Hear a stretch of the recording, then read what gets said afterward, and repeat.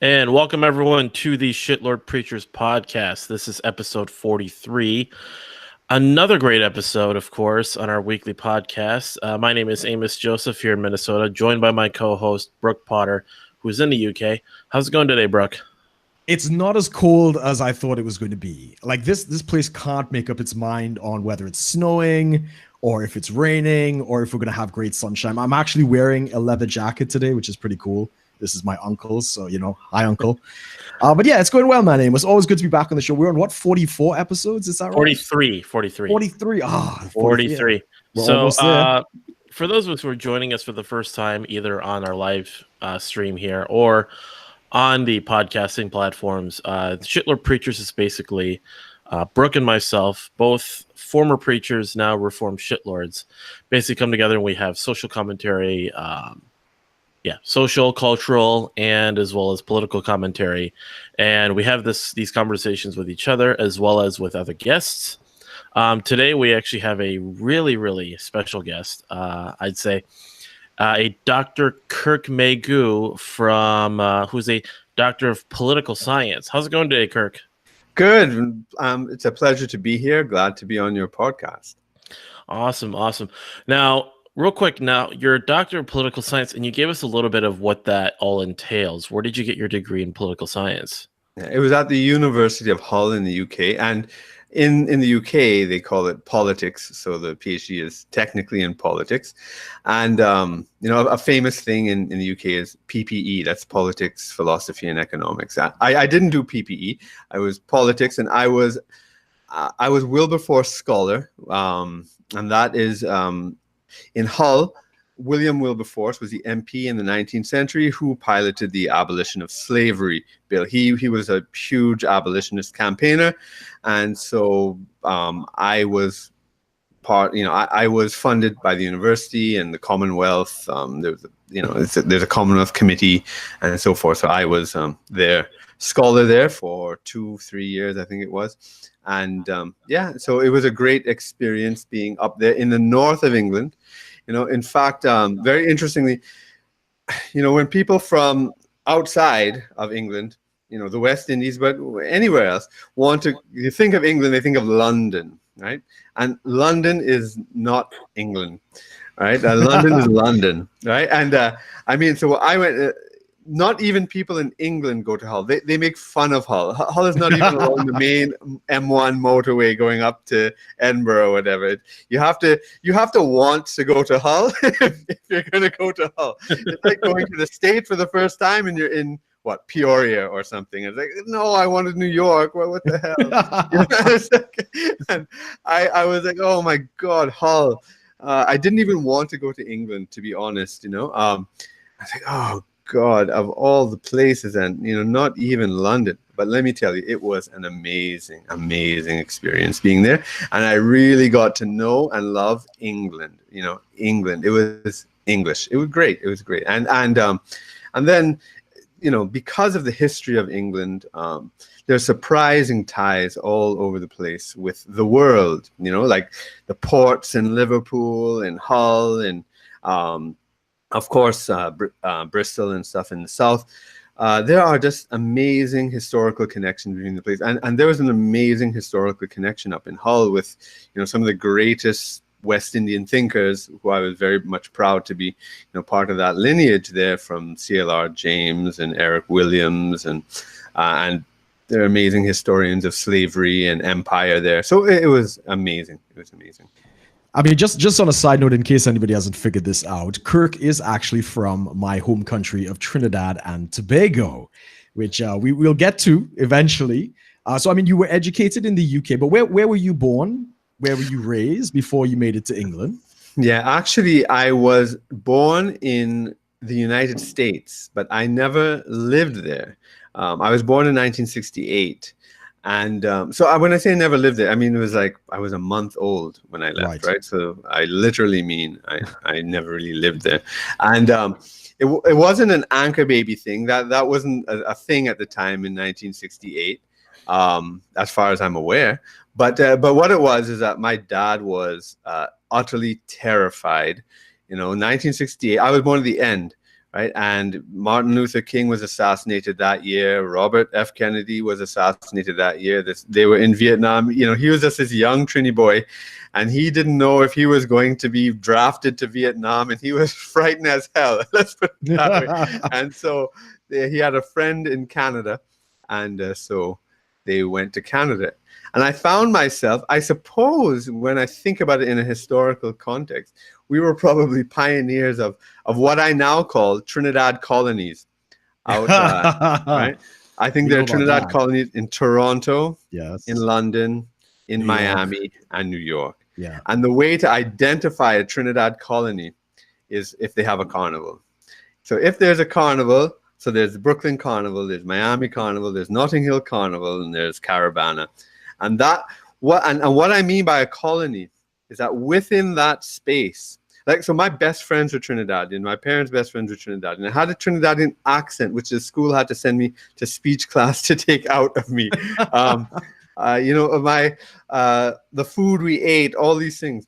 And when I decided to go back to Trinidad to live, that was in 1990. I was 21 at the time. And it was actually during the coup. They were the only Islamic coup in the Western Hemisphere in Trinidad and Tobago. I don't know if we should be proud of that or not, but that's a fact. It's something. It's something. And I went there at that time. But it was quite amazing. Although Trinidad is a small place, it is incredibly diverse. And yes. Like, let's say the differences between North and South are, you know, there are many differences between North, Central, South, between the East and all these sorts of things. But my family's from South Trinidad, and in Toronto, most of the migrants are from South. Correct. I think in New York, most of the migrants are from North. Right? Yes. These are interesting kind of differences in the colonies. Let's put it that way, because I think we need a colonial policy. But anyway, so I was in north of Trinidad, where my parents have no idea about, and I was in, you know, what are considered the worst areas, which is like the ghetto area in the Beetham, Laventille. So if people know Trinidad, they'll know what I mean by that. But that's like, I don't know, South Central LA, you know, if Los in the Angeles. 90s. Yeah, in the 90s, right, 90s. exactly, yeah. Right? Or the reputation Harlem used to have before and stuff like that, right? So I was there, and so even people from the south of Trinidad who lived in Trinidad all their life, that's a totally strange place. And so anyway, so I was up there, and I remember foods that I grew up eating in the Trinidad colony as normal Trinidad food. And the people, the Trinidadians who were born, bred, grew up in Trinidad, they had no idea about these things. And I had to be teaching them about Trinidad culture, you know, because it's quite amazing. Things like Trini to the Bone, a very famous song, which has been sort of adopted as kind of an unofficial Trinidadian national anthem. It was written by a Calypsonian in Toronto. That's right. It was David Rudder. That's right. David Rudder wrote it after he left, and he lived in Toronto, and then everybody in Trinidad adopts it as a sort of patriotic song. I don't know if he's purposely being ironic because he had some bad things to say when he left. But yeah, so but the thing is that the culture is actually reproduced in these colonies, because it's reached such a mass that it reproduces itself. And then you have all the huge amount of connections, academic connections, family connections, business connections, a network of, you know, things like roti shops and West Indian groceries and carnival bands. And there's an amazing traffic of goods, peoples, ideas, food, music. Exactly. Culture. That really it goes around the world. And it expounds the boundaries of where the nation starts or ends, really, you know. So anyways, but I found myself going back to Trinidad and committing myself to Trinidad, and it's actually, you know, I became a very strong nationalist, and that's really a huge reason why I left Canada too, because I said, you know, that's not my country. Wow. And so, yeah. Mm-hmm. So a Trinidad nationalist, you'd say? Yeah, yeah, yeah. I mean, this is our country. Yeah. Right, right. Now, just real quick before we get into that, because I know that's kind of our topic we'll be touching on today, but everyone who was joining us, Kirk actually has his own podcast, which is a big part too, where we love to have him on because not only does he have a lot of great insight, but also just your experience with the political arena, but also you have a podcast. Tell us a little bit about that. What is it? The Independent Thought and Thought freedom. and Freedom. There we go. Yeah, yeah, and I had Brook on. We haven't published that interview yet, but Brook was a guest on Independent Thought and Freedom. It was a lot of fun. We had a lot of fun. Yeah, we did. I'm glad you thought so. I certainly did, and I think the listeners would think so as well. Now, But yeah, what inspired you to start that podcast then? right. Actually, I have a television program here in Trinidad and Tobago, called Current Issues with Dr. Kirk Megu, and that's a weekly thing. Podcasting, it was a great way for me to sort of expand the topics that I get to deal with, for me to reconnect with a lot of people on the outside, and to start to discuss issues on a global scale, while not you see, one of the things about being in Trinidad and Tobago is that we're part of Western society and yet marginal to it at the same time. But we have had some great thinkers like CLR James, Eric Williams, V.S. Naipaul. Those are our three greatest. But there are others, but those are our three greatest. And they've always engaged the world at the highest levels.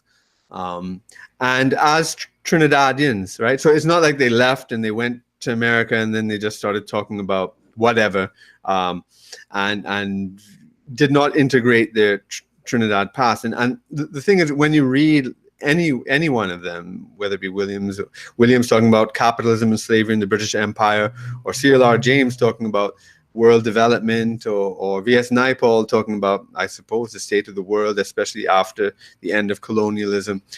They definitely bring the experience of Trinidad and Tobago, Trinidad in particular, to that, because you see, we are not. I had to actually write a letter to the Boston Globe the other day. They were talking. They had an article about Natural gas. Right. Natural gas being imported from Trinidad, from this lonely, remote island of Trinidad or something.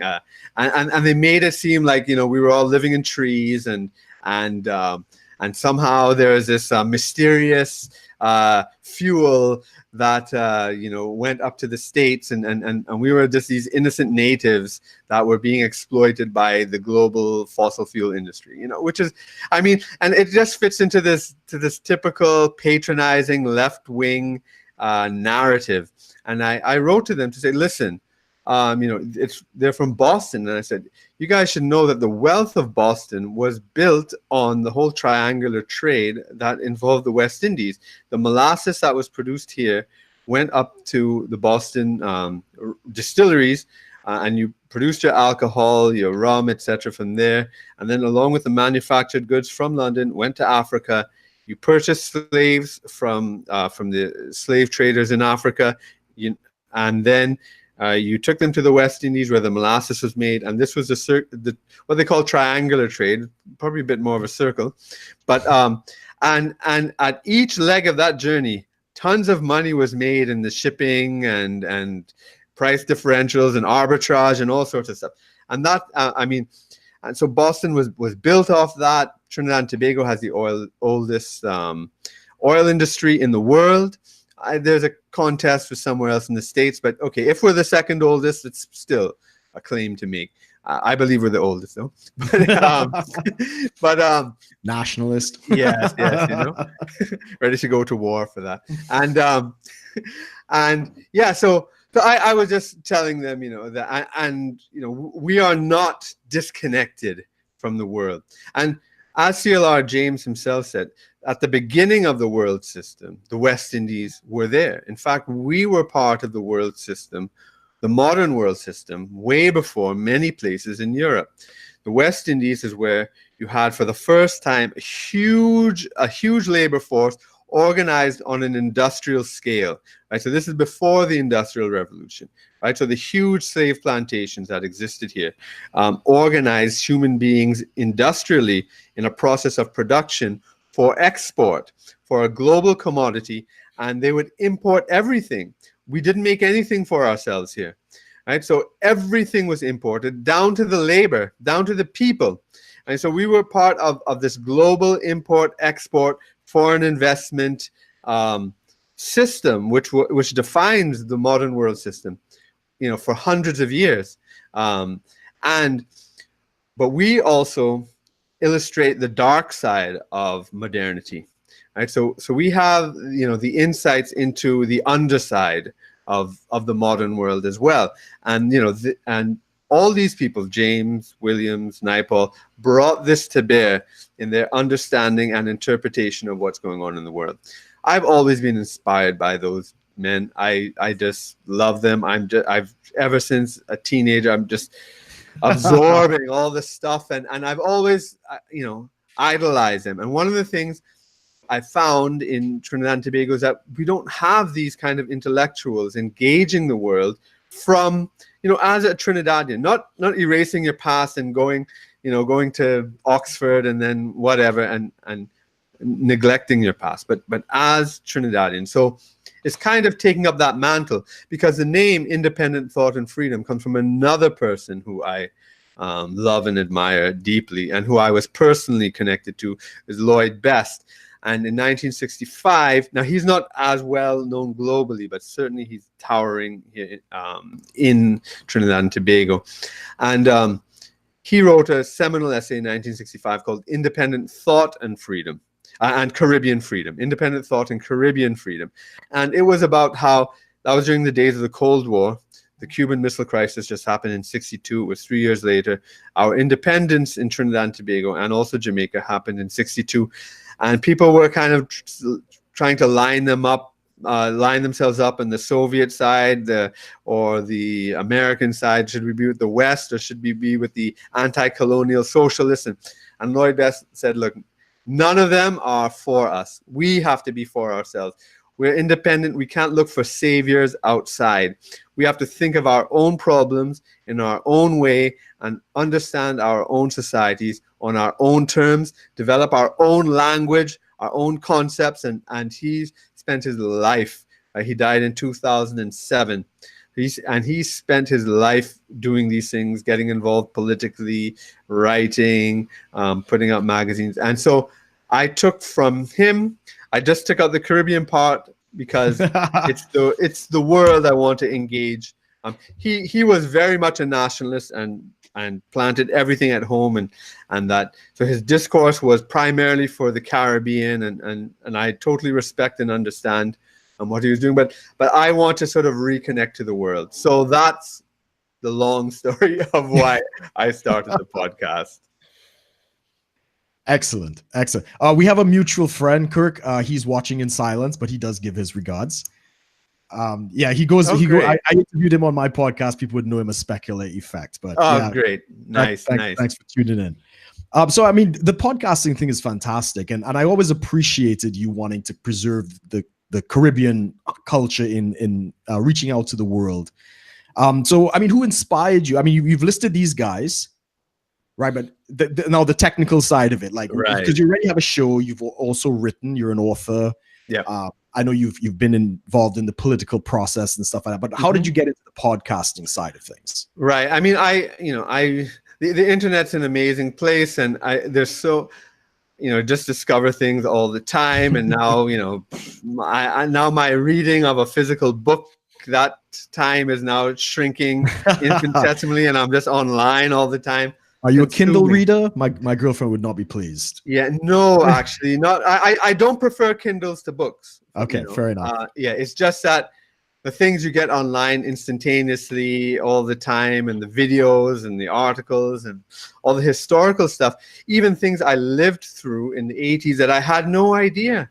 And now we're discovering, all these things. Like, for instance, I liked Bill Clinton in the 1990s. I really did. And now, sort of looking back, sort of every single problem in today's world can be traced right back to Bill Clinton, from Glass-Steagall to the whole NATO Russian problem. From economics to politics.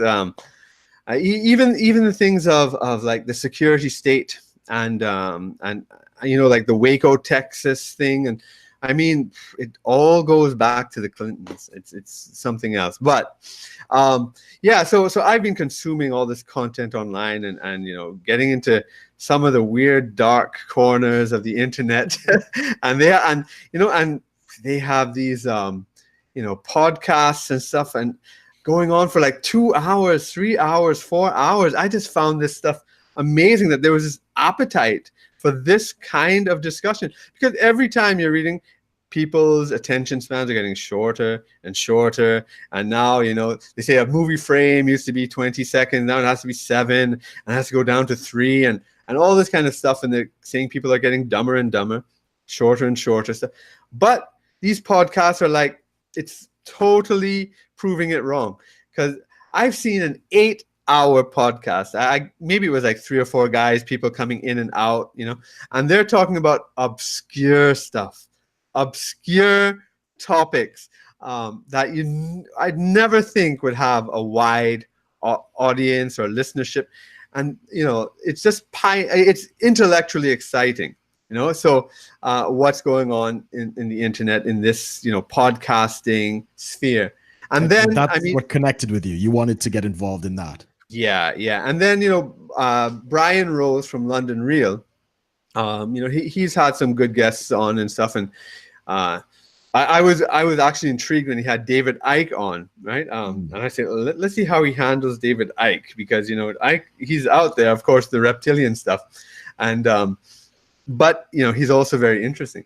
So that stuff was really interesting. And then Brian had a course on how to launch your own podcast and stuff. I said, let me do it. And so I took the course and I launched it in 8 weeks. Well, actually it was like 4 weeks, as you said. So and in fact, because of that experience too, I'm actually going to launch my own course. Hopefully in 2 weeks it'll be out live, where if people want to start their own podcast and learn from me, I'll take them through the exact steps I did. And because I love this space here on the internet that people are making for themselves and talking about things that the mainstream media won't talk about, and also in a sort of depth that is just not possible on other platforms, neither radio, neither TV, because this is totally open. It's not like you have to do it in a 15-minute segment, then go for a commercial break, and then another 15. Like even my TV shows like that. I have to have a short little interview, and then you have a little break, and then another thing. And you can't get into the depth that I get into in my podcast. So that's why I did it on. I think that's very much why this has taken off, in the sense, as you've done television, I've done television. You have to get there a couple hours early. You spend time in makeup, and you get, well, in your case, you have an entire show, which is what, half an hour to an hour? I don't know. Half an hour. Mm-hmm. Half an hour. And then you got 2 commercial breaks. So you really got like 20 minutes. Correct. After you do your introductions and stuff. And that's a whole day. That's right. Right? Like when I used to, I had a couple appearances on TV, and it was literally a whole day for a 15-minute spot. And that's right. You can't do much. So I'm very excited for your project. And of course, we wish all our listeners to join with his podcast and let's get a good relationship going.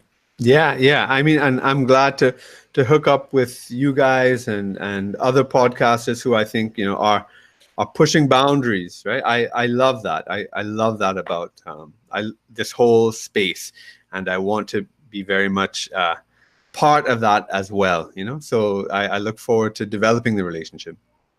Now, I was just looking through here. Now, you started the podcast back in like early December, right? Correct. Correct. Now, I've seen you've had a few guests, Brook included. What would you say are like some of the most interesting guests you've had so far? Let's see. I mean, it's I've had 9 in-depth interviews so far, right? So it's not like I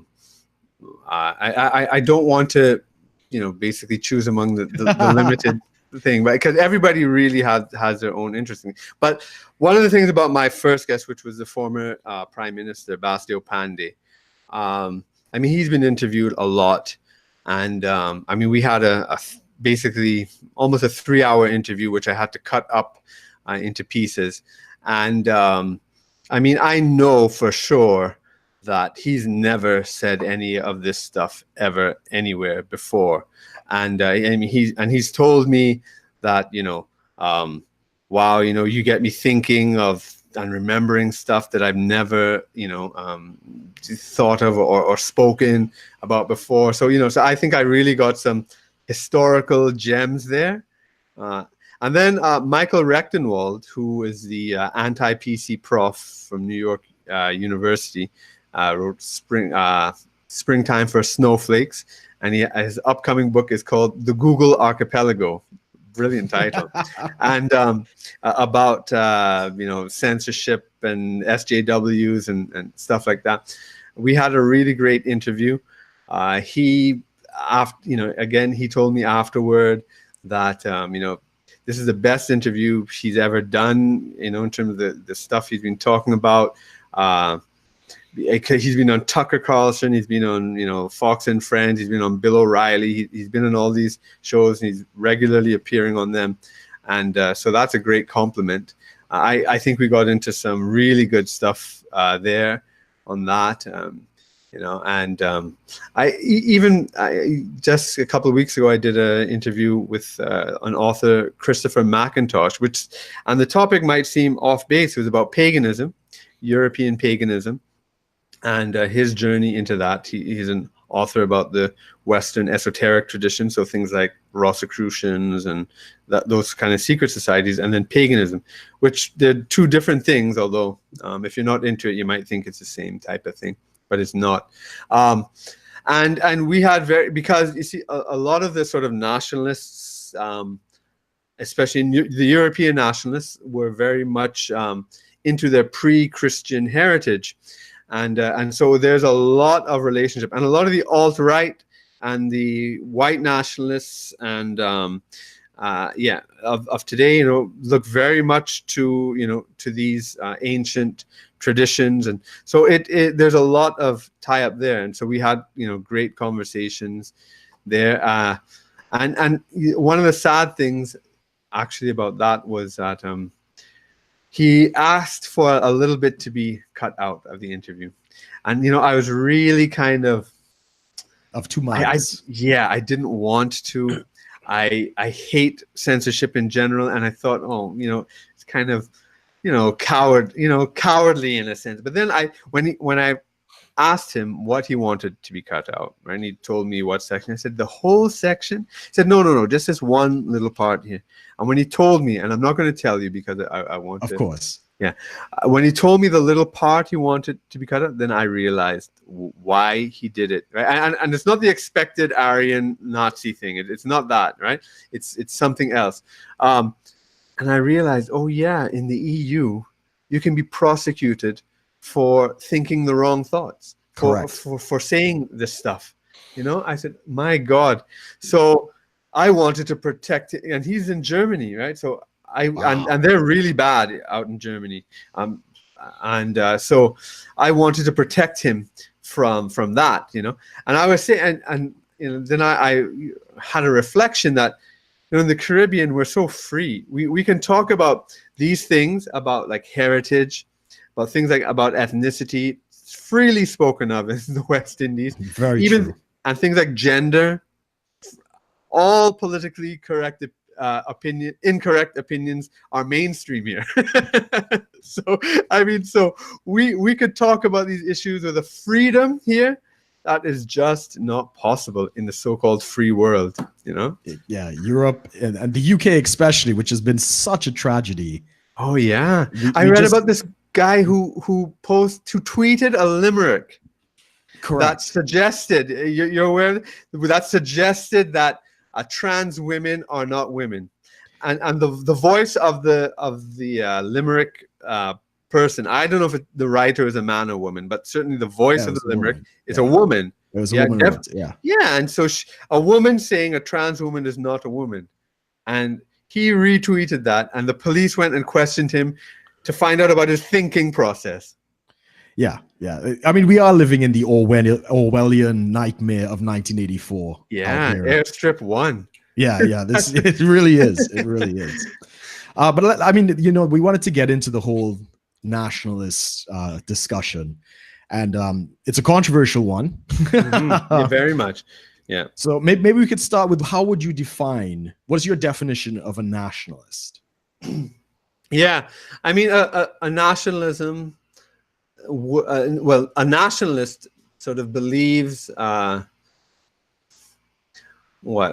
believes he is part of a group of people, a nation, and that and he believes there's such thing as a people, and he's part of it. I think it's simply that, and that simple idea is being attacked violently.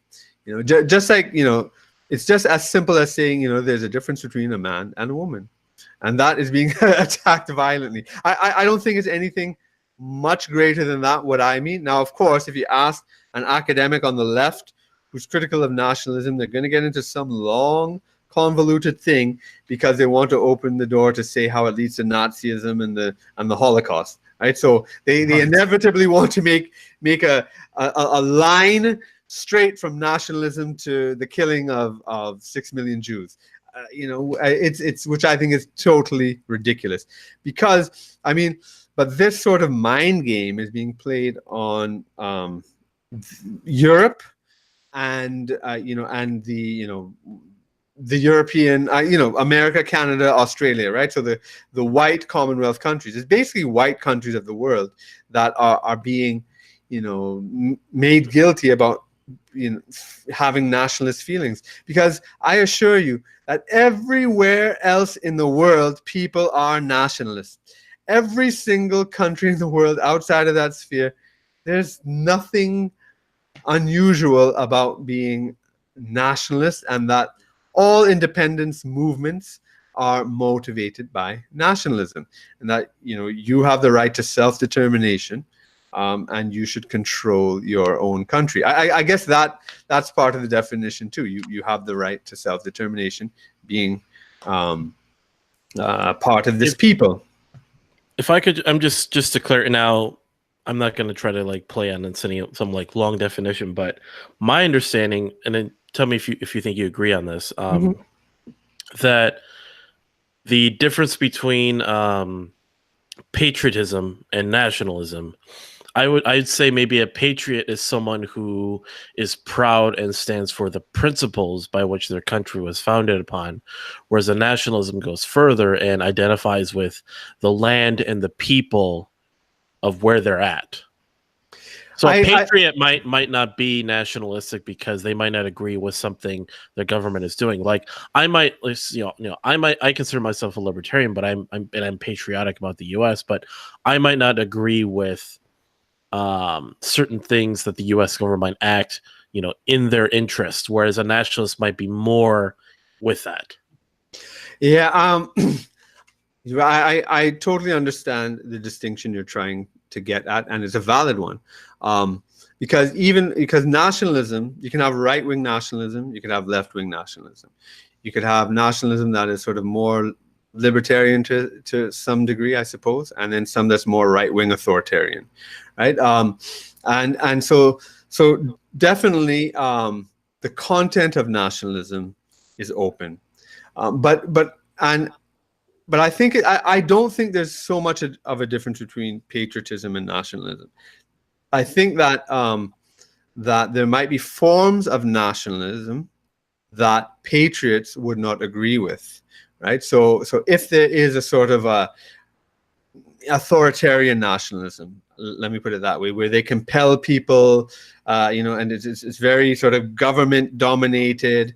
Worship the state. Exactly. So you could be a nationalist, but not be, a state worshiper, and not be a big government person, right? And I think, and this is one of the things about nationalism, that it does come from, I'm using old-fashioned language here, but the spirit and soul of a people, right? And that Chinese nationalism and American nationalism and Russian nationalism necessarily will have different content, and British nationalism as well, English nationalism, I should say. It's really English and Scottish nationalism and Irish nationalism rather than British nationalism, and that they would each have their own, ideals, historical ideals that may change over time, that may have flexibility and all this sort of stuff. But just as, there are national characters. I mean, there are people who will say there's no difference between anybody, we're all the same, but I don't agree. Although there are, every individual is different, but there are, statistical norms. And, there is a French character that's different from an English character, and it's different from a German character, not that every German you meet is going to be the stereotype, or every American you meet is going to be the stereotype. So the same thing with the political forms of nationalism. I think that a true, genuine American nationalism, I mean, Trump is defining it, very well in a lot of ways. It's not a kind of what German nationalism would be, right? George Orwell explored this really well, really well. I'm saying well twice, but he explored it when he talked about, because he was a patriot, right? And I don't think he would call himself a nationalist, right? But I just believe that's a way to distance yourself from types of nationalism you don't like, right? Because essentially, I think it's the same thing. But he said you could never get the English to goose step, right? Those kind of German marches, right? That is a particularly German thing, right? You're never going to get the English to do that. Never, right? And so whatever type of British English nationalism is going to emerge, it cannot parrot German nationalism. It has to come from deep within the soul of the people and express their ideals of government, of economy, and so forth. And one of the things definitely about the United States is that it's, the whole pioneer ethos, the spirit of independence, get off my back government, that is crucial to that has to be crucial to American nationalism.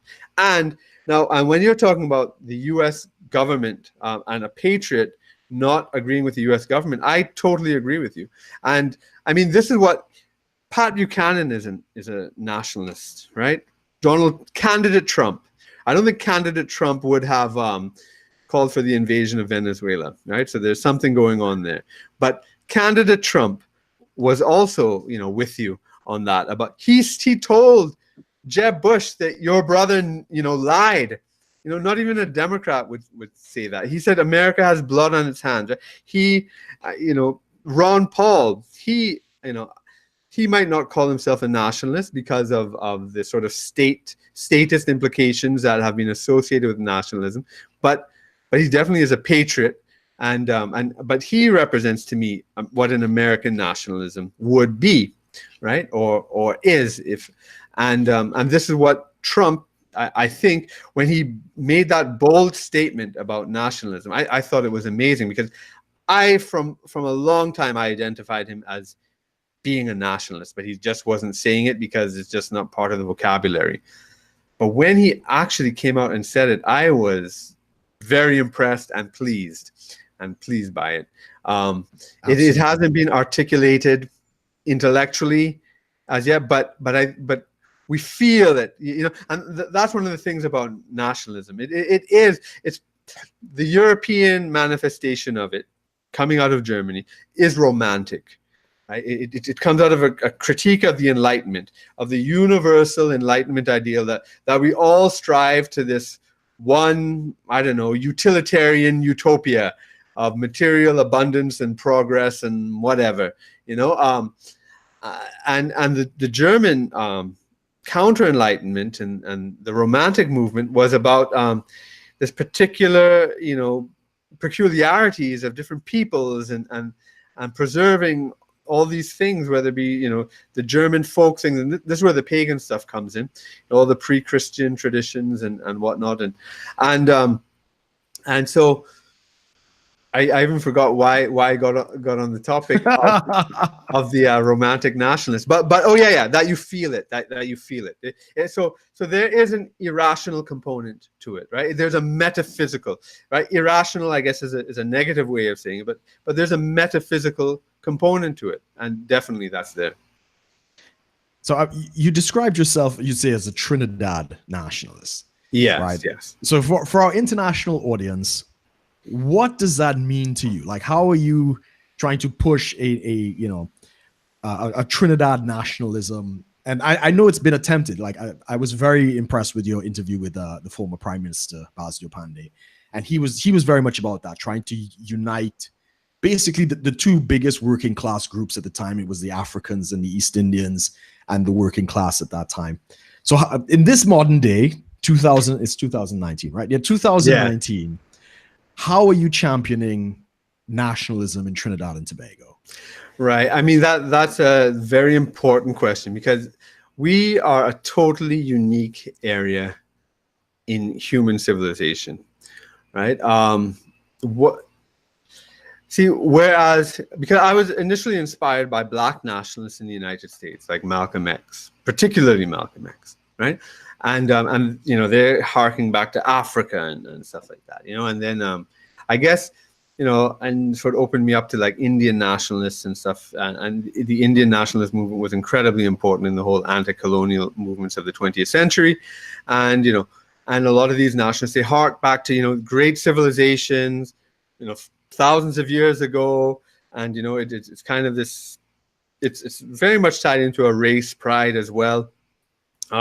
So all that is there, and at one time, in sorting through that ideas, I was wondering, I wonder, could I live in India and stuff like that. But now Trinidad is not like that, and the West Indies are not like that. 500 years at most. Christopher Columbus came in 1492, so you don't have that, and we don't have a long history. We are a new country. But Lloyd Best now, who I just, as I told you, I admire immensely, and I worked with him for so long. I remember his argument about reparations. Right? He was against the idea of seeking reparations in the modern day. And he said, listen, we have these pieces of earth. These pieces of earth are ours. What more reparations do you need than that? Right? We own countries, right? Unlike his Black brethren in the United States will never have that, right? That they are not going to own a country in the way we own this country. And not only in Trinidad and Tobago do we own a random country, we own an incredibly blessed country with oil and gas and incredible soil, and I'm sure, I am 1000% sure, there are so many resources beneath my feet right here that we have no idea about, that we have not yet tapped, right? So this is our piece of earth. My family has now been here 6 generations. We have built this country from scratch, just like the white Americans, the European Americans, are not immigrants, the initial ones. Okay, yes, the Italians and Greeks later on in the 19th century, but the initial pilgrims and pioneers, they're not immigrants. They didn't immigrate to the Cherokee Nation. They didn't immigrate to the Sioux nations and whatnot. They fought a war, they won it, and they built their own society, right? There's this Native American Republican who's now deceased and he had an online identity, I suppose an offline identity one too, called himself Bad Eagle, and his website is still up, although he's dead. Really interesting stuff. Actually, he's like an American patriot and a proud Native American, and And one of the things he said is, listen, we're a warrior people, and we lost this land in war, and we respect that. And I thought that was a great sort of line there, and I think Americans have respect for the way the Native Americans fought, right? So although it was a bloody battle and etc., but there is a real respect they have for the fight that was put up, and so now we didn't have that fight here in terms of that, but we built villages. So I can talk about in South Trinidad and my own family, there are villages built up from nothing by our people, right? And so we built these places out of the forest and made villages. We made a civilization. We made a little economy. So we've made an amazing little culture here in Trinidad, where you have people from different races from around the world brought together in this imperial project, who are now living together, but who made a country outside of that imperial project, who made a culture, who made a way of living, and it's incredibly productive. Like, for example, I don't know of anywhere else in the world. Well, I can't say in the world. That's not, let me say. Trinidad Christmas is an amazing thing. You can go up and down the Caribbean and you won't find a similar thing. You can go to Canada and you won't find a similar thing. You can go to other countries. We have our own music. We have our own food. We have our own drinks. We have our own, not only one type of Christmas song. We have now like maybe 5 or 6 different subgenres of Trinidadian Christmas song, of parang, soca parang, and these sorts of things. Soca chutney and these and their particular Christmas song. And you won't only find it in that. For example, in the 19th century, we have a Roman Catholic church in the south of the island in a small village called Siparia. And there's a story about a black Madonna, a black Virgin Mary, taken up from the Spanish mainland to this church. And maybe it was the Amerindians, we say Amerindians here, the Amerindians who brought it or carved it or something from South America and brought it to Trinidad. And they believed it had these sort of magical healing powers and fertility powers. Now, when the indentured Indians came here, the Hindus from India, and which are my ancestors, came to Trinidad, they saw that statue, heard of its powers, and went to it. And they saw that statue as being a manifestation of a black goddess that the Hindus worship called Kali. Now, the Catholic Church in Trinidad started to allow the Hindus to worship this black Madonna as Kali, as a Hindu goddess, on the church ground, in the church grounds, every Holy Thursday, right? So to this day, so for 160 years, on Holy Thursday, all the Hindus go down to this place and they give sewa, which is a kind of charity donation to the poor. So a whole bunch of poor people come because they're getting all these things from the Hindu devotees, and then people are praying for children, and they're doing these what you call mundan sanskars, the baby's first shaving of the head. So all these ritualistic things done on the Roman Catholic Church grounds. I don't think any place else in the world has something like that. Especially Catholicism in the old style, particularly, is very strict about pagan worship and all this sort of stuff. But in Trinidad, for some reason, the Catholic Church ignored that and allowed it to come through. And these are just some examples of this incredible culture we have built in this place. And that's produced amazing people like V.S. Naipaul and James and Williams. And so my nationalism, right, and my book is called Politics in a Half-Made Society, right? And I'm building upon Naipaul's idea of the half-made society. We are a society in formation. We are an unfinished society, right? So the kind of nationalism I'm talking about here is not harking back to something old that we have to restore. It's about something that we are in the process of building, and that we own this place, right? Nobody can kick us out of here, right? We can't be deported from here, right? This is our place that fits our souls. You know, it just fits us.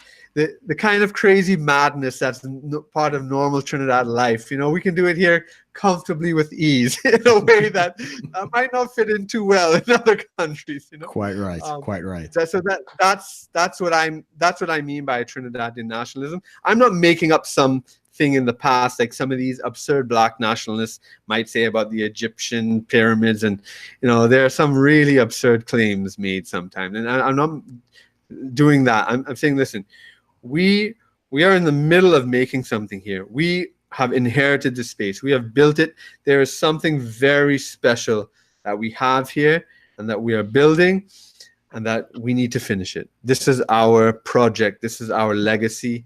And we can build something great here. These are human scale societies, face-to-face societies. Unlike huge metropolises of 7 million people where everybody's just a number, the quality of life here, your interaction with nature, all sorts of things. It's so that's what I'm hearkening to. That's awesome. That's awesome. Are you going to make Trinidad great again, or at least just make it great the first time? Exactly. I hope so. I really do hope so. That's what I want to do. You know. I share your passion for that, my friend. I wish you all the success. I tried it at one point. I had different issues. Yeah. But I'm sure you'll have a lot more success than I did. Well, you know, one of the things, Brook, is that all the independents, all the political leaders that we have been born during colonialism, right? And they're about to die. The fact is that that is just the truth. That those generations of politicians, they are on their last legs physically. And that a new generation is going to have to take over. And when our generation comes, we will be the first generation born during independence. That makes a difference, you know. And I think, I don't think all is lost like many people do, and they just want to get the hell out and go and whatever. But I think that leads to its own set of problems, because I lived the life of an immigrant before, and there's a lot which I do not recommend to it. I love visiting. I love visiting the countries. I love the countries for what they are, and there are many things that exist there that will never exist here, for sure. And so that's great, but you know, we have our place here. Yeah, that's right. Yeah. That's right. Now it's interesting because Trinidad and Tobago's nationalism is very similar, I think, in some ways to Taiwan's nationalism. I don't know if you know, Kirk, I'm on my mother's side, I'm from Taiwan. So I wasn't born there, but I was born here in Minnesota. So, but the nationalism that they have there is very similar, because independence only really depends on who you ask. I mean, you know, for all the reasons that matter, Taiwan has been independent for just over 100 years, I'd say. It's been... Sorry, I since when? It's tough to, because we have different ways of looking at it. Huh? Would you say 1949? Probably. It depends, because we have there's different ways. So you know, here in the US we typically use, I mean, just, you know, the Gregorian calendar, the year is 2019. Right. Official documents, a lot of official, like, receipts that you get at a convenience store or anything you get in Taiwan will say it is, what is it they call it? It is the Republic of China year 100 something. I don't know what it is at right now. But there was like a little way. Oh, so they go back to the nationalists in 1920, not like 1920 something, right? Chiang Kai-shek. No, is it? Yeah. No, it's before Chiang Kai-shek, isn't it? Sun Yat-sen. Yeah, Sun Yat-sen. Oh, so That's very interesting. I didn't know that. That's amazing. I'm very interested in that whole Yeah, that so we whole would history there, and I didn't know that. Interesting. because we would say, you know, the Republic of China year, whatever Yes. year, which was, Yes. but we still, I mean, it still follows the Gregorian calendar. It's not like Mhm. we're going by lunar years or anything. Yeah. Although some calendars you can buy in Taiwan, you'll still get your lunar calendar next to your regular calendar for like Chinese New Year purposes. Right. Exactly. But yeah, that's so with them, for all reasons that matter, Taiwan is an independent nation, but there's been a at least when I grew up there, so through the late 90s into the early 2000s, I was there for about 8 years. There was a bit of a, like, I mean, there was people that were proud to basically say we're Taiwanese. Right. Now, can I ask you something? Yep. Is your family, did they come from the mainland after the communist takeover, or are they Yes. native Formosans, or? No, so my grandmother, my mom's side is the Taiwanese side. My father is from here in the States. So Okay. my mom's side, her mother, my grandmother, was the oldest of 12, Mhm. and they escaped during that time, during the Civil War there. So between the Were nationalists and they the just civilians, or were they involved in? we have a handful of like an extended family that did serve like in fighting the communists. Yeah. We also do have some relatives that still live in the mainland. All right. Um, It's kind of like the Korean situation where you have families broken yeah, up. not much of a DMZ though. Right. But yeah, growing up, there was this huge movement to kind of say, we're Taiwanese, we're not Chinese. Right. My mother would tell me even, I kind of joked with, we had a guest on, and I told him, I said, my mom is kind of like a Taiwanese Alex Jones light. Like everything she talked about China was always like it sounded like a conspiracy theory, but most of the time she was onto something. So, and Alex Jones is all into the communist Chinese now. So yeah. I mean, I would, so for example, she talked about, the Beijing Olympics back in 2008. She said, do you know why, if you look in the stands were never completely full at any event? She said, do you know why? And I'm like, well, I don't know. People don't care. She goes, no, the communists bought out 2/3 of the tickets, so you wouldn't have a crowd form, so you wouldn't have another Tiananmen Square on national TV, watched by the world. Oh, okay. It was just things like that. But she would, I personally have never been to China, but I do, just as a general rule, if I ever went to China and people asked, where I'm from, if they know me, I'd be like, well, I'm an American. I would never say that I'm, well, my mother's from Taiwan and I live there. Yeah. What would happen, Amos, if you said that? That's piqued my interest now. It's just kind of like, it'd be like if a South Korean snuck into North Korea and said they're from the South. Yeah. Right. You might disappear somewhere. I mean, I probably, the chance is pretty low because I'm also an American citizen. Right. So, but it couldn't go so well. Like one thing. I mean, what's fascinating about that situation? What's that? I was saying what's fascinating is that the civil, and people don't realize it in the rest of the world, that the Civil War is still going on. I mean, it's very much so. Yeah, it's like, you used to see these old movies like in the States where these American movies where they'd find some guy on an island in the Pacific and he thinks the World War II hasn't ended yet. But I mean, very much so, Taiwan is an island like that. It's not what they think. It actually hasn't ended, and people don't realize that. Just like in Korea, in China, it's the same thing. Well, in Korea, they officially signed it to end it, though, didn't they?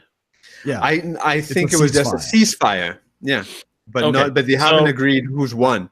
I do, some of the listeners on this, I do a weekly article for a website doing like a news roundup kind of from a libertarian perspective of Asia. And one of the things that I found out was apparently around the Chinese New Year. So China released the China, what is it, the Chinese Liberation Army or People's Liberation Army, Yeah, their army. They released a video.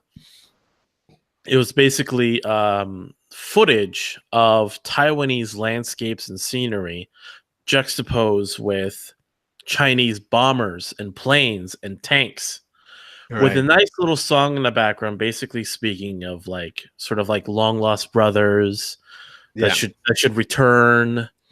And I was like, whoa.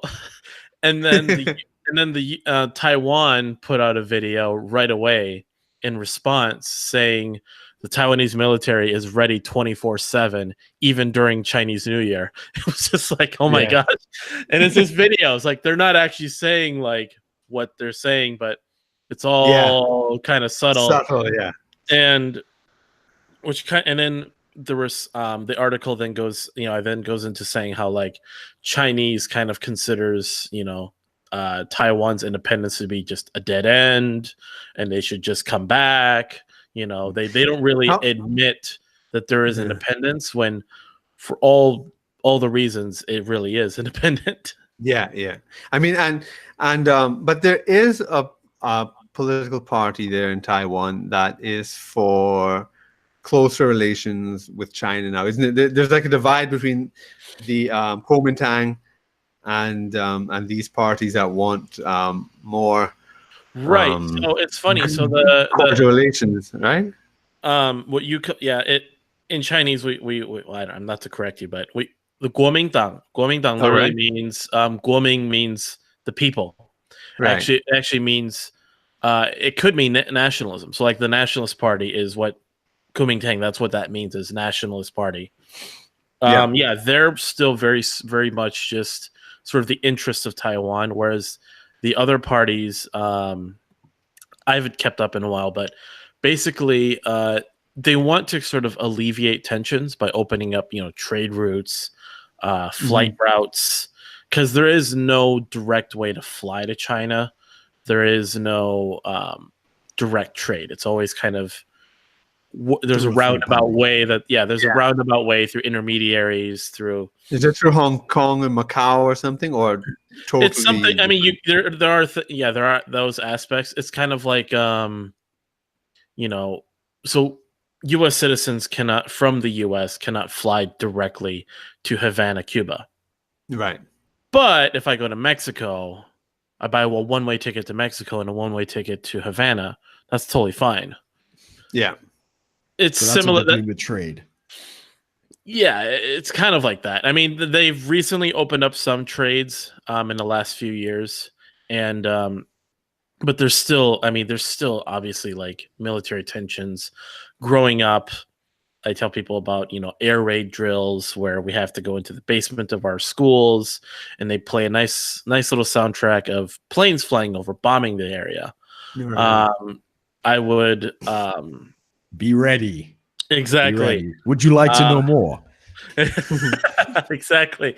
Or just on mainstream radio, hearing about like military intelligence sharing with the people. Hey, just so you know, there's 500 missiles aimed right at the island, ready to go.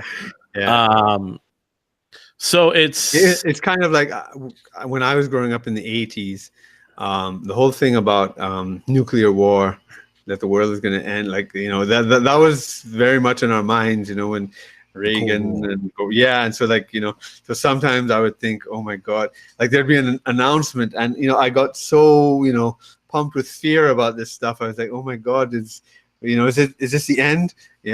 But yours is even more close than that. Some of the nationalist movements have kind of had little bits that kind of it's even made its way here to the U.S. So there was an online campaign.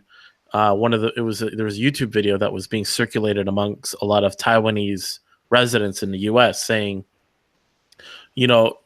for the longest time, the census has always been, has the list of nationalities. And most people will either just say like other or other something, and when they're in the Asian, when they're stating their Asian ethnicity. And there was this whole move to say, fill in other as Taiwanese. Right. So circle other, fill in Taiwanese. Because the census couldn't actually, just being as an extension of the U.S. government, the U.S. government cannot officially recognize Taiwan. Right. Although there is something that before is 72 they did. But right.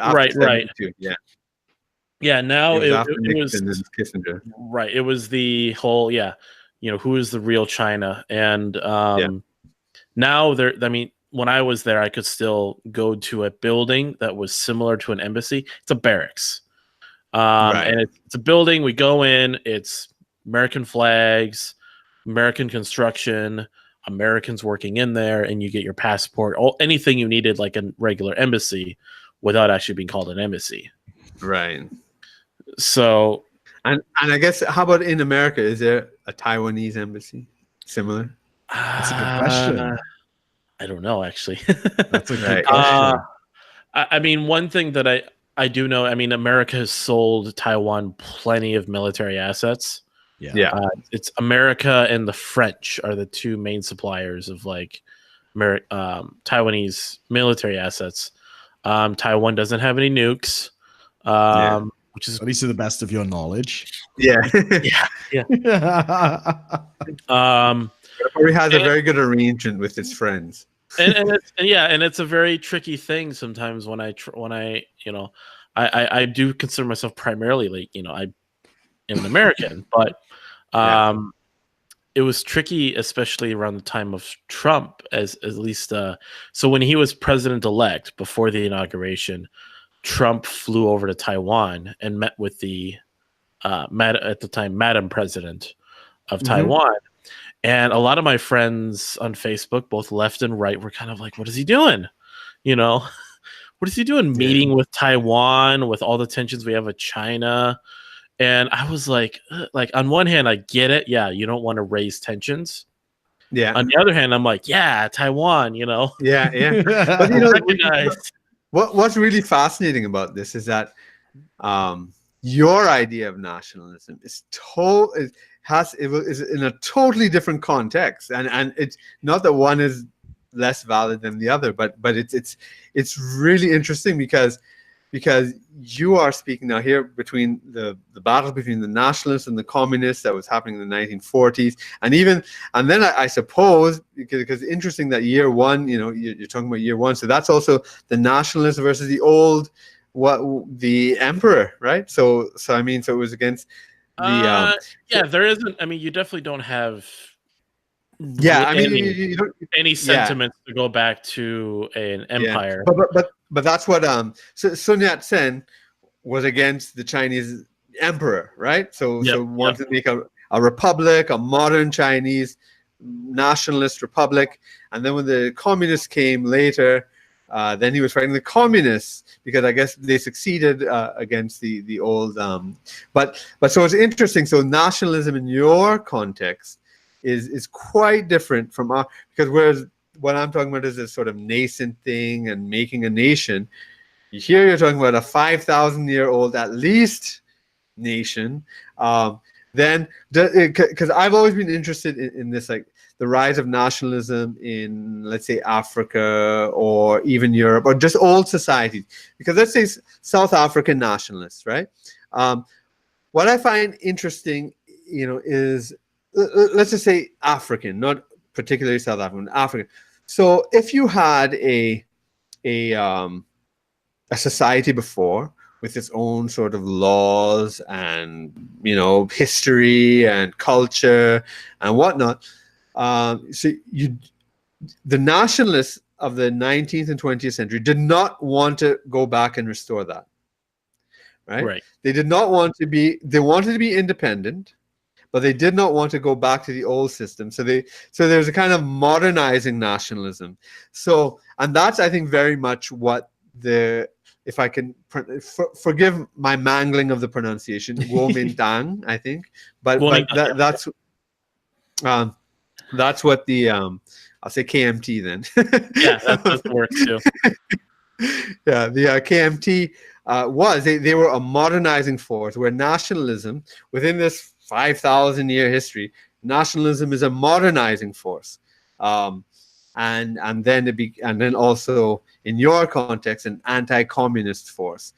So which is very different from our context. So I can understand how using the same word for both those concepts can be a bit confusing, I suppose, because you're definitely coming at it from a very specific position that is quite different from mine, and very complex and multi-layered. Yeah. So it's fascinating. And it's interesting too. The nationalist party in Taiwan, so Taiwan is, I wouldn't. I mean, I consider it to be very socialized. It might as well just be a very socialist country. Although it's more on the degree of like socialist, sort of like the Nordic countries. Although it's probably not run as well, especially in the healthcare system. Let me ask you something, if you could elaborate on this for me, because one of the things that's also part of my specialty in studies is international development studies, and so growing of economies and societies throughout the developing world. And in the 80s, as the whole NICs. Are you familiar with that term? The newly industrializing countries.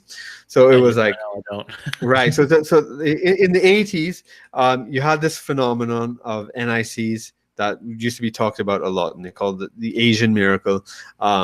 So they would point to China, South Korea, Singapore, Hong Kong, and then to a lesser extent later Malaysia, and then Indonesia, as it would. They talked about this. I can't remember, some goose shape or duck shape, something V formation kind of, right?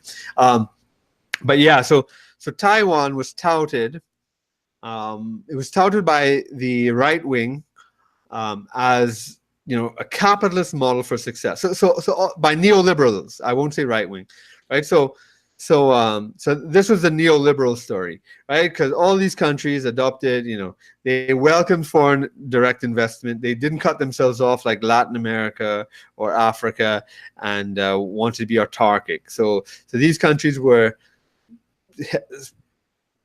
held up by the neoliberals as being, bastions of global capitalism. So it's very interesting for me to hear you saying that Taiwan is more like the Nordic country.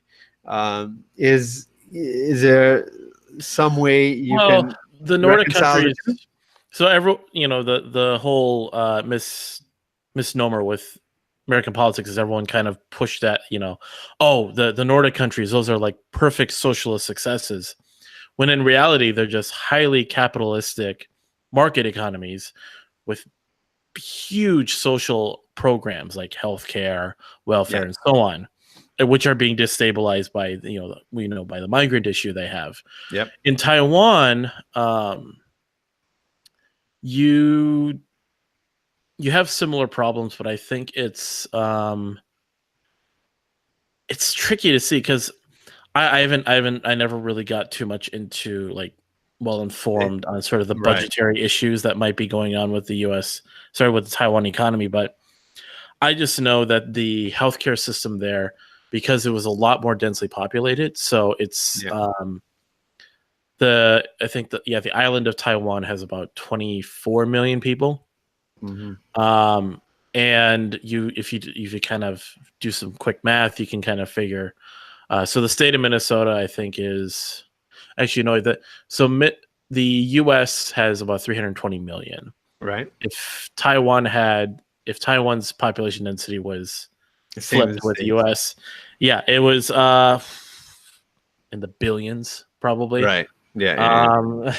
So so you basically have this small, densely populated country that is very capitalistic, but because it's so packed in, and it is there's a huge contrast between, you go into the city and it's like top of the line, first world nation. You think you're in a first world country. Yeah. You go a few miles outside of town. I want to see the future.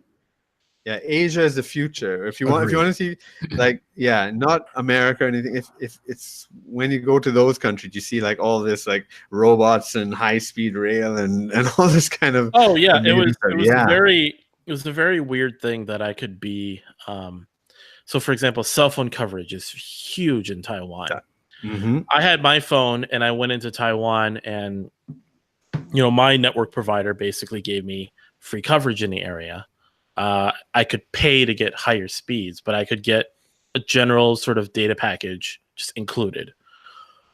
I was in the middle of the mountains, able to still send pictures on Facebook, message people. Here in the US, that would be unheard of. Like if you're in the mountains, you're screwed.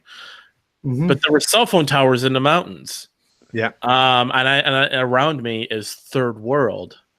But the infrastructure in place was top of the line first world. So you have this huge, difference between the cities and these villages. You could have villages where everyone's got iPhones. Villages where where houses and buildings are built out of, tin and wood and it's or just raw, just concrete. No real structural integrity. Yeah. The moment an earthquake hits, the whole town, the whole village crumbles. But everyone's got smartphones, and the floor is dirty. The everything's old. Yeah, but one thing I want to ask about that too is that also a division between the native Formosans and the mainland Chinese that fled after? Not so much. I mean, there definitely is a division. Like if you see native, so the native Taiwanese, the Aboriginals, we talk about there's the 10 major tribes that are there. And when you say tribes, do they live in forests or are they villagers, peasants, or what? It's very much like the American reservations in terms of, but they're more integrated into, like they celebrate their culture, but they're not. But were they hunters and gatherers or farmers? I think there were farmers. There were more farmers because there were more farmers because of they're basically, you look at their culture, you look at the way they dress, even just how they look, they don't look too different from Chinese, right? Because you figure they look very Han. Look at the characteristics. Their culture is they still have rice. They use bamboo. A lot of the colors and the cultural things they do, it's very similar to Chinese. It's just, you can kind of see it's deviated off because you figure, are they considered Han or not? No. Although, they're both, like here, seeing a Native American, you actually have to go somewhere to see them. There, you can see them all around. Around in day-to-day life, although probably not as many. And people will go to their sort of these villages they have to participate in any cultural events they're celebrating, and you can kind of get to see what they're doing. So is it rare that they participate in urban life, just as a way Native Americans? Pretty rare. I would say it's pretty rare. I mean, it's not. I mean, here in the U.S., you have a huge different variety of Native American participation. So you have anything from like northern Minnesota has a lot of small reservation kind of communities, and it's just, unfortunately, it's run down by it's trailer homes. And alcohol problems and stuff like that. I mean, the only business that the Native Americans are really running is maybe the gas station and casinos. Well, I'm just saying up north, not in Minnesota. But then, on the other end. On the other end, yes, you drive half an hour away from where I live, and it is the largest casino in Minnesota, probably in the Midwest, I think, depending upon who you talk to. I visited actually. Where Mystic Lake. Yeah. My sister-in-law lives up in Minnesota, so yeah. Mystic Lake Casino is just constantly expanding. They've got spotlights outside, all these, and it's super, huge hotel complex. Vegas light. It's the whole thing. It's constantly growing. I've come across different people who've talked about, we're expanding the parking lot, we're building a whole new wing of rooms. And well, there's this one hilarious reaction to that, but I remember Michael Palin saying that that's the biggest goddamn teepee I've ever seen.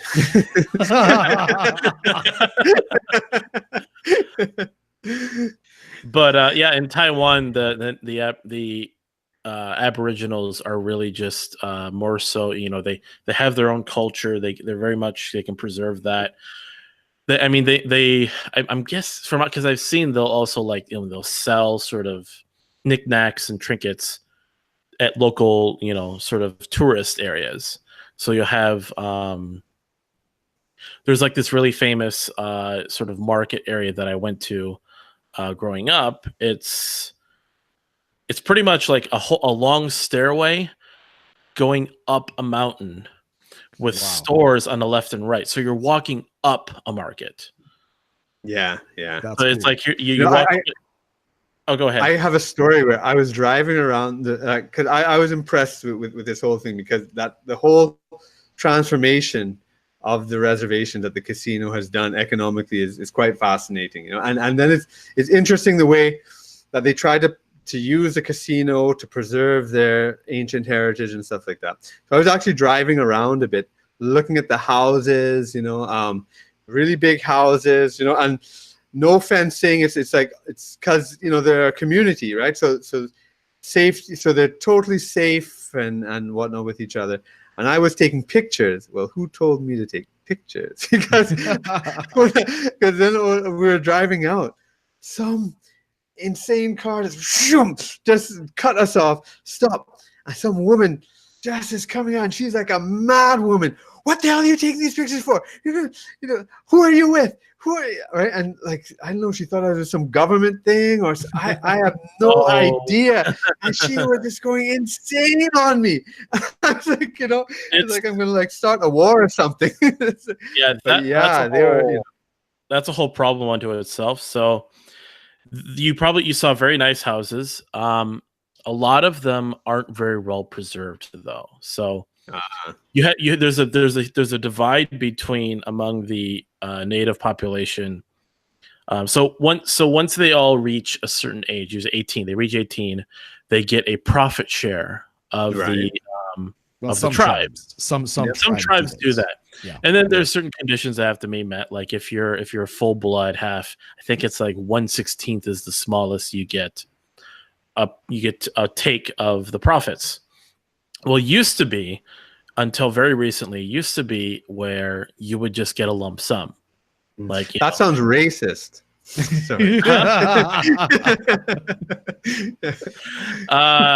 You would get a lump mutual aid society you've ever seen. Exactly. Yeah. You would get a lump sum of anywhere in a few $100,000, probably $750,000, anywhere upwards of a few million, depending upon all sorts of circumstances. And so what 18. Are typically at 18, yeah. So I worked with someone here in the area who had a classmate who was a Native American, and on his 18th birthday, he took his two friends with him, one of these guys I was working with, and they went to the dealership and bought 3 Hummers, one of each color. And he basically had a backpack full of cash, and he dumped it on the table, said, I'm going to take these 3. He signed all the paperwork, gave him all the keys, and he said, all right, we're driving them back. At 18. At 18, yeah. He had that plan. He definitely had that plan. Yeah, and so you had a lot of these problems where people would buy decent sized houses, and they just fill their it's very much, you can tell, because I've been in some of these houses, you can see they're built and they're decorated in such a way as someone who has a lot of money but no real planning or taste. or taste. Yeah, that's what you're looking for. Is a sense of style is what's There's no missing. style. You walk in, you see like, okay, you see what the house is, and then you see all the decorations, and it's just, let me fill this house with as many Native American artifacts, decorations, paintings, whatever, all over the place. So it just looks like it just doesn't quite match. There's no modern.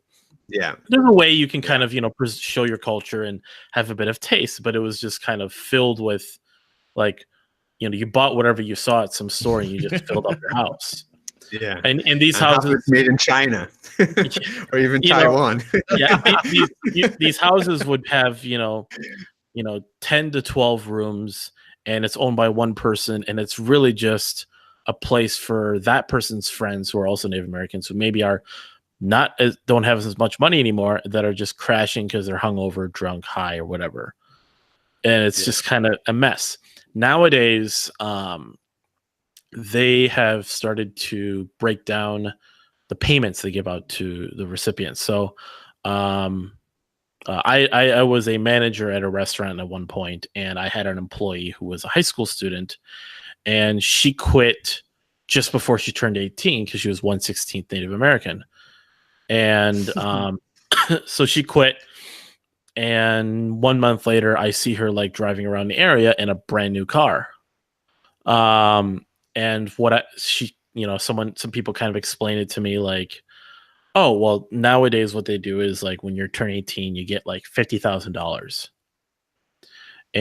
But before you get that, you have to meet with like a financial advisor. You go through a class, kind of teach you how to be financially responsible. Some purchases you can make on your own. Some you have to go through your financial advisor, and make sure the bank steals it from you instead. As time goes on, middleman needs his cut. Right. As time goes on, you get little bits of the lump sum. You're not getting it all at once. You're kind of learning, and they're making sure you're at least responsible enough, or at least educated to know how to spend your money. So you can get yourself a car, but we're not going to give you so much that you can go buy a house now. It's probably smart. I mean, even in Trinidad, because we've had the oil and gas in Trinidad. Yeah. And I mean, a lot of that money has gone for infrastructure and other things like that. But what's set, like, you would remember, Kirk, about Vision 2020 from. I was on it. I was. Yeah. I think I may have remembered you on that. Because we were trying to compare ourselves to the Singapore and how they had a miraculous transformation. Mm-hmm. And a lot of it had to do with exactly what Amos is talking about, that financial education. Yeah. And it was the work ethic and all these other kinds of things that really brought that change. Yeah. And I mean, to hear Amos share the story, obviously the Indian nation is trying to adopt that same model, Yeah, definitely. Yeah, the big problem though with the Native American communities is, and this can be controversial depending upon who you ask, but as much as your more left-leaning professors or schools of thought will try to push like, we killed them all, they're dying out, and we're just, the injustices of the past and such. A majority of the a huge part of the problem, I think it's the majority of the problem, is caused by the fact that Native Americans marry outside the tribe. So I mentioned how you have these like half, quarter, eighth, and 16th Native Americans. Why would you have 1/16 Native Americans? Like in a case where you'd think like the tribe would want to kind of preserve their group, but I think some study I read somewhere like 80 or 90% of the population, like of the problem of the sort of dwindling population of Native Americans, is through just marrying out. Yeah. Right. I don't know. I also think, that, the Native Americans, I mean, they had a foraging lifestyle, hunting and gathering mainly. They weren't generally a sedentary people. The big, peoples in the Americas that built, cities and stable, urban civilizations were in, were the Mexicans, the Mayas, the Incas in the south, but the rest of the people were basically a forest kind of people, and hunting and nomads and following the bison or the deer or the elk or the caribou or wherever they would be located, or the salmon and the coast and stuff like that. And that they didn't have cash economies. They are so culturally, the money economy is, still kind of new to them. And in my podcast, interestingly, on paganism, we spoke about that because the author, Christopher McIntosh, used to work with the UNDP, which was interesting. And then he sort of moved. It actually made him more sensitive and willing to embrace his pre-Christian pagan past, because he was saying this in the Kalahari Bushmen, for example. They have a life expectancy in, I don't know, the 40s or 50s, something really low. They are facing, I suppose, they only eat when they hunt, right? So they're kind of almost always on the brink of starvation, in a sense. They have hardly any material goods to think of, and so they would be considered to be extremely poor people that need saving, right? Now, however, when you save them and you put them in a suit and tie and put them in a city and give them a job, they get depressed and they become alcoholics, right? They lost their connection to the, so whatever material poverty they had, there was a whole world there of meaning that was important to them. And then when you took them out and just gave them all the material things, it spiritually crushed them.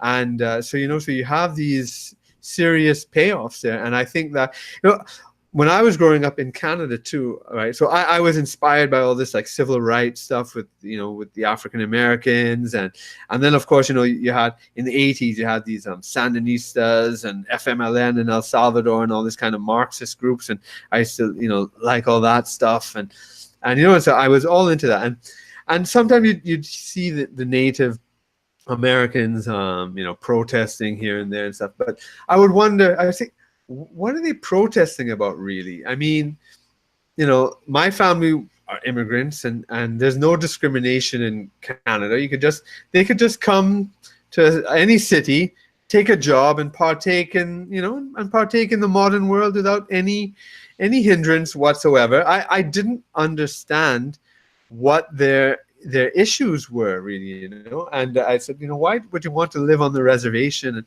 I really could not understand it until I sort of got into the kind of cultural nationalism, the cultural nationalist part of it, and then it sort of hit me, and I said, oh, now I understand that they can't be bought, that material stuff is not what they want. They want to maintain their peoplehood and their traditions, and if it means they have, a lower human development index ranking or whatever, that's fine, because that's not what they're about, and I think it has a lot to do with that, in my view. Excellent. I would agree with that. I mean, it's even for Trinidadians like myself and those, that have traveled. Anytime we hear Caribbean music, for instance, there's something that kind of perks us up. Right, like just this weekend, I was out at a public market. I can't remember where it was, and there was a African gentleman there on the DJ set, and I just looked at how he was dancing, for instance, and it's like, that man is from the Caribbean. Yeah, and he was from Dominica, right? I went up and I had a chat with him, and walking past him, another guy's like, "You're Jamaican," and he's like, "Yeah, I'm from Trinidad," and But as you say, that cultural side, it does unite a people. Yeah.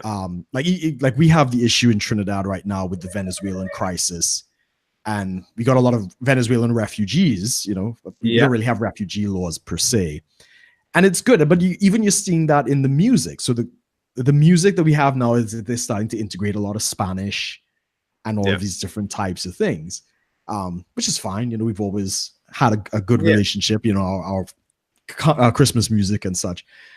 And I guess what the point I was making on that is, there is a place for that, but at the same time, Trinidad does have its unique culture. Absolutely.